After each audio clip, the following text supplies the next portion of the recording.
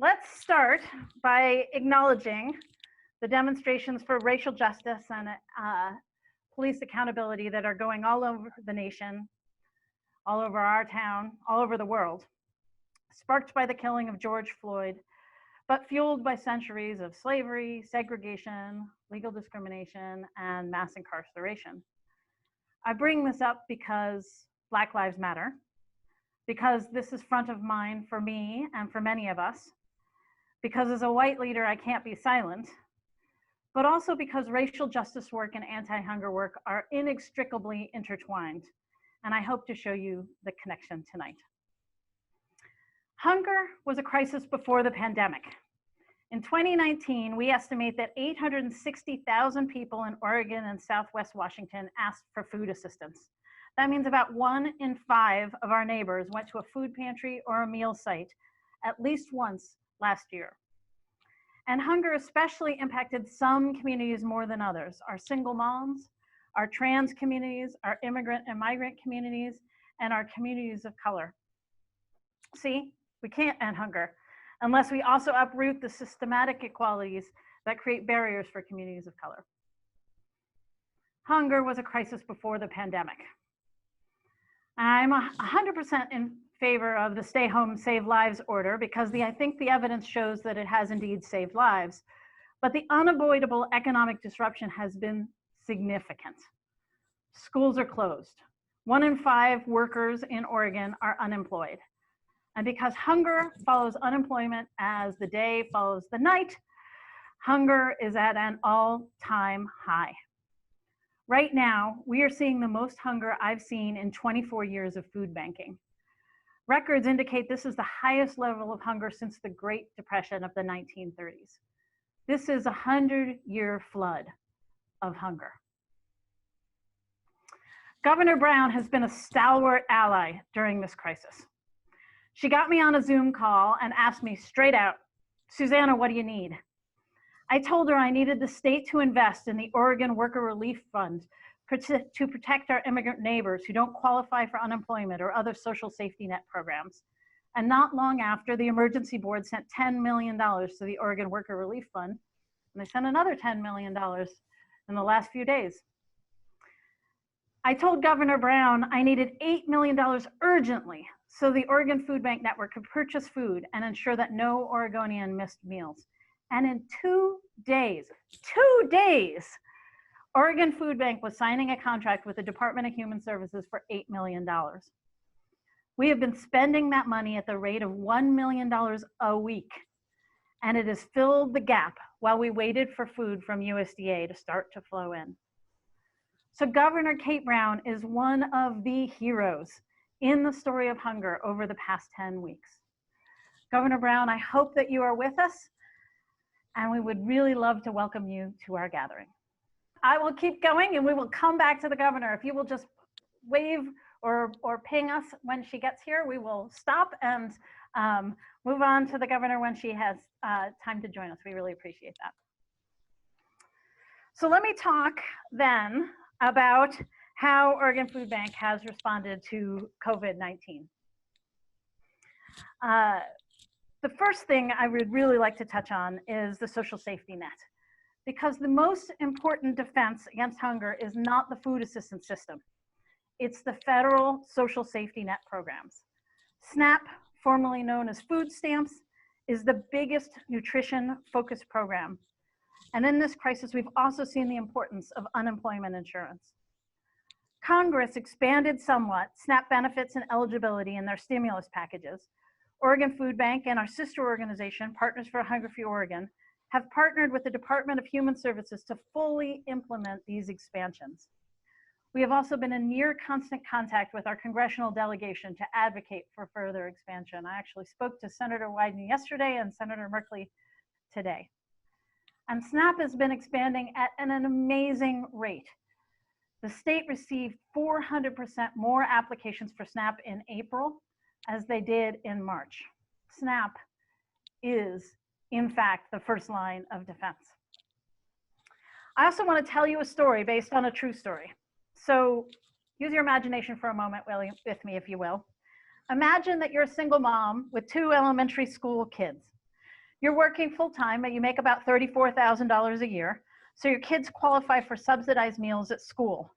You count on those school meals to provide your kids 10 of their 21 meals a week. This is part of your family budget, and it allows you to pay your rent on time. Then the schools close. How are you going to feed your kids and pay your rent? Congress authorized the terribly named Pandemic Ebt Program to address just this problem. The Pandemic Ebt Program puts money on the Oregon Trail benefit cards for families whose kids were qualified to receive free or reduced meals at schools. It's $5.70 a day per child for the entire time that schools were closed. That was part of March, all of April, all of May, part of June. And it is going to an estimated 300,000 families in Oregon. And let me just once again give you the racial justice on this. Black women in Oregon and across the country are much more likely to be raising kids by themselves because we as a society tolerate the mass incarceration of Black men. So when we can intervene directly, as Congress did through Pandemic EBT, to make sure that those families could still buy groceries, we both fight hunger and we are on the side of racial justice. I also want to talk to you about food. Throughout this crisis, food has been and continues to be available.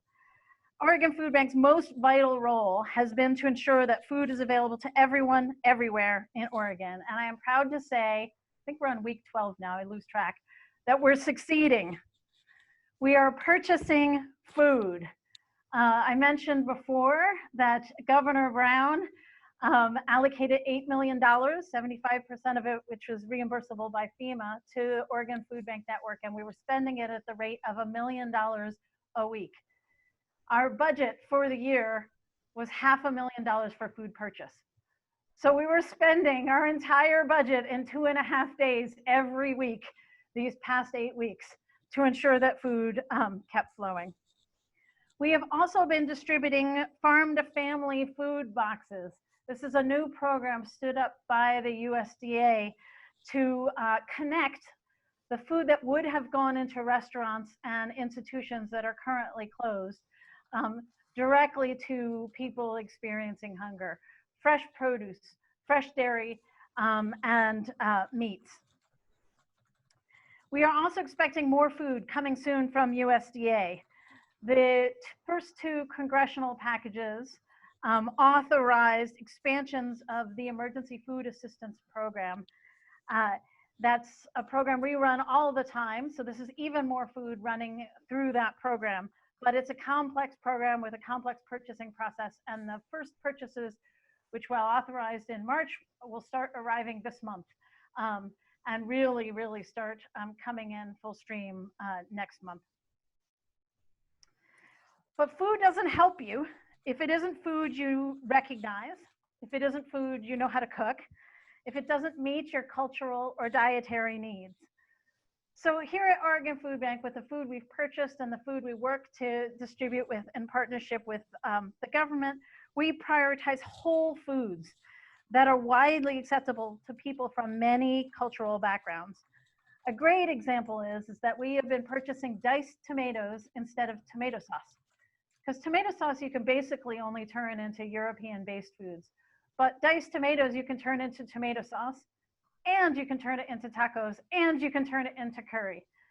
So we can bring a racial justice lens even to the smallest decisions, which include what food are we prioritizing for distribution through the Oregon Food Bank Network.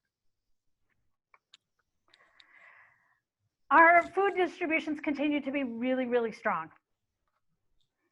Before the pandemic, we had 1,400 partners across the state, and I am so proud to say that nearly all of them have continued operating throughout the pandemic. This picture shows you that it looks different than it does before. The method of food distribution has evolved to maintain social distancing and public health guidelines. We've seen three big shifts. One is to move the distribution outside, like this one. Another one is to greatly expand hours so that fewer people are in a food pantry at the same time. And the third one is to distribute a fixed food box, to pre-box food and do that food distribution. A fixed food box allows you to serve people with the least amount of contact with the folks, but it means that somebody else is making decisions for your family about what food that you need. So it is sometimes the best solution for a community, but it has its downsides. So when you've seen the big lines of cars of waiting for food box distributions, who's seen them like in San Diego or San Antonio or New York? You've read them, seen them in the New York Times, these distributions. We have not had to do them in Oregon because we are good, because the Oregon Food Bank Network, and that means the 1,400 food assistance sites and the 21 regional food banks and the tens of thousands of volunteers and volunteer leaders who support them, have continued to operate. So we haven't had to go to that very dehumanizing mass drive-through method of food distribution. So that's something that makes me extremely proud. Excuse me while I take a sip of tea. Our school food pantries continue, even with our school closed. We support 39 school pantries across 6 counties. In Portland, our school pantries served 140% more people in April than they did in January. Did you catch that? 140% increase. And our school pantries serve an incredibly diverse community. 70% of school pantry clients are people of color, and they speak more than 60 different languages at home. We also operate free food markets, which are essentially a mobile and very flexible free farmers market in many neighborhoods in the Portland area. The free food markets do a great job of reaching immigrant families. Well, Governor Brown, we are delighted to have you with us tonight. I was telling this wonderful group of folks earlier that early in the pandemic, you got me on the phone and you said, Susanna, what could I do for you? And I said, $8 million, please. And 6 days later, I was signing a contract. So you are one of our heroes, and we are delighted to have you with us tonight. Thank you. Thank you so much, Susanna. Great to see you. And I want to say thank you to everyone at the Oregon Food Bank team for doing all the great work you're doing to feed Oregonians and for putting this work, this important event together. I know that for all of us, these are really troubled times for our state and for the entire country. And while the approach here in Oregon to the global pandemic has truly flattened the curve and saved lives, I know that the economic downturn has been devastating to families across the entire state. And we know that less than 1 in 4 low-income Americans have emergency funds that would last them for 3 months. We also know that the impacts of COVID-19 have fallen especially hard, disproportionately hard on our communities of color in the United States and here in Oregon. And we know that the median wealth of Black families is only 1/10 that of white families. This all needs to change. And that is why, you know, families of color are more likely to fall behind on their bills and go into debt during times of emergency like this one, like this global pandemic. And we also know that the economic disruption caused by the global pandemic has led to a significant spike in hunger and food insecurity. I heard Susanna talk about what's happening across the country in terms of lines. I'm really proud of the work that the Oregon Food Bank has been doing here. And the network has truly risen to meet the challenge. In Oregon, we take care of each other, even when times are tough and the future is uncertain. So we were pleased to be able to move forward and help address food insecurity by allocating $8 million toward food purchases. And the Oregon Food Bank has been spending that amount at the rate of about $1 million a week to ensure that all Oregonians have the food they need to weather this crisis. The Department of Human Services is also addressing hunger by actively expanding SNAP, our food assistance program. And just so you all know, SNAP applications have increased 400%. So it's really important that as a state, we take advantage of the pandemic EBT program authorized by Congress. The program provides cash benefits for families whose children would have been receiving a free or reduced price meal at school. And as you all know, this is a huge lifeline for our struggling families. We also recently approved $30 million of protection for Oregon farm workers and workers in the food supply chain to ensure that the Oregonians who are on the front lines every single day to maintain the supply chain from harvest to our grocery shelves, we want to make sure those hands are safe and healthy. I also want to say thank you to all of you for your continued support of the Oregon Food Bank. Your support is absolutely critical to meeting the needs of our fellow Oregonians. So I think I'm turning it back over to you, Susanna, to announce an extremely generous donation by an individual to strengthen our Oregon Food Bank network. So thank you all. Please continue to stay safe out there. And I'm incredibly grateful for your support of the Oregon Food Bank. Thank you, Governor Brown. Thank you. Thank you. So grateful to have you with us tonight. Yes, I am very, very, very, very, triple very honored and pleased and privileged tonight to be able to announce a $1 million gift to Oregon Food Bank from Ann Nadeau Campbell. So if you would please join me. Ann is with us today in appreciating her for her generosity. Anne didn't want to take the stage, but she gave me permission to share the stunning story behind her $1 million donation. And she shared some pictures of her family with us that we are going to show you. So sit back and fasten your seatbelts here for a minute. These are Anne's words. My grandfather, Hide Naito, went to England to learn the King's English from Tarumi, a small farming village near Kobe, Japan. At the age of 17, he arrived in America in 1912, registering at Ellis Island. His uncle was attending Oregon State and wrote him that he should come to Portland because it had great possibilities for Japanese immigrants. After 5 years, Grandpa arrived in Portland and worked as a houseboy for the Wolf family of the Lipman Wolf department store.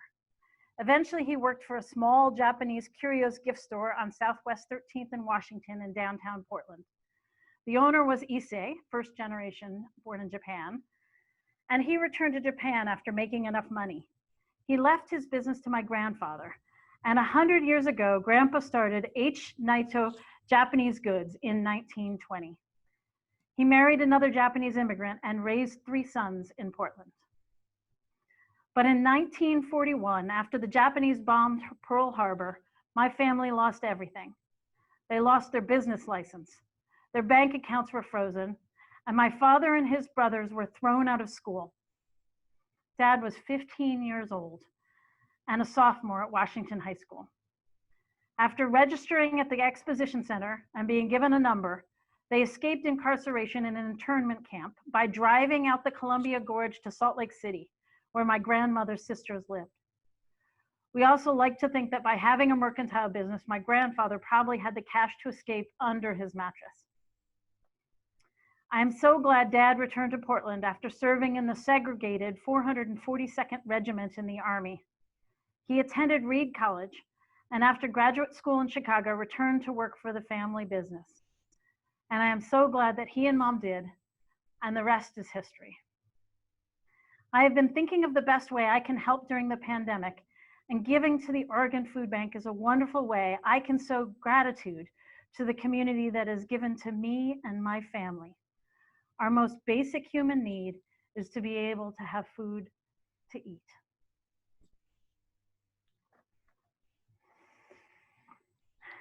And I want to thank you not only for this incredibly generous donation, but I want to thank you for the gift of this story.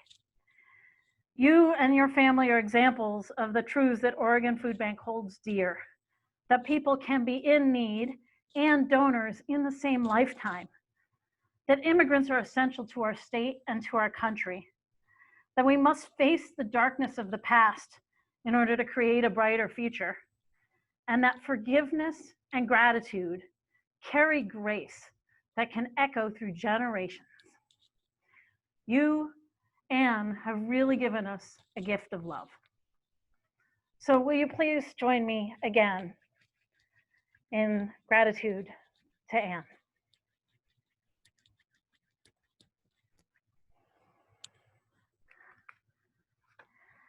Okay, I want to go back and pick up with, where were we? We were going multilingual, right? We just finished talking about food distributions, and I wanted to tell you a bit, and this is actually a great segue from Anne's story, because one of the things that the pandemic has really accelerated and allowed us to do is to greatly expand the way in which Oregon Food Bank and the Oregon Food Bank Network can include everybody in our community, whatever language they speak. So we really faced the hard question of, if you are hungry and food is available and you don't know it, you're gonna be hungry. That is the problem that we needed to solve. So we immediately needed to figure out, how do we let everybody know that food is available, especially folks who've never needed food assistance before and don't know how to turn. So what you can see here on the screen before us is a public information campaign that we have been doing in 11 different languages across the state. And we started this campaign by really focusing on that our food assistance programs are available for everyone, no matter what language you speak, no matter what your citizenship status is, that food assistance is available. And we started with a PSA campaign, and we've actually been able to completely renovate our database, our statewide database of where food assistance sites are available. So that is now available in 11 languages as well. And we've been partnering with Partners for a Hunger-Free Oregon to do a massive public information campaign around the other social safety benefits like SNAP that are, and pandemic EBT that are available for people as well. And we've invested in community-led change. Oregon Food Bank has been directly supporting partner organizations that are directly working with people who are particularly vulnerable: single moms, immigrant and refugee communities, and communities of color. We've supported great organizations like Apano and Urban League. And if you allow me, I want to tell you another story based on a true story. So use your imagination again, and imagine that you are a regular, year-round employee of a cherry orchard. You're one of more than 100 year-round employees, and you've been a trusted member of the orchard team for more than a decade. You have a wife and 5 kids ranging from 5 to 15 years old. You and your children are US citizens, but your wife is still waiting for her citizenship. Your family's struggling economically right now because with schools closed, your wife left her job to stay home and watch the kids. And one day, pruning trees in the orchard, you realize that the man standing to your right and the woman standing to your left had each received $1,200 from the government for each member of their family. But your family got nothing because one member of your family is undocumented. It was truths like this and stories like this that led Oregon Food Bank to enthusiastically support the Oregon Worker Relief Fund.